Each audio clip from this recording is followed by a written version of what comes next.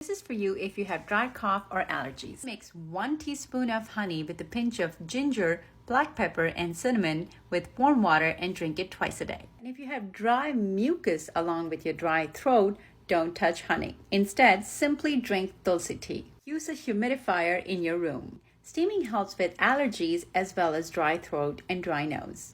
I do have steaming oil capsules available on my site if you want to check them out. Local raw honey is one of the best solutions for your allergies.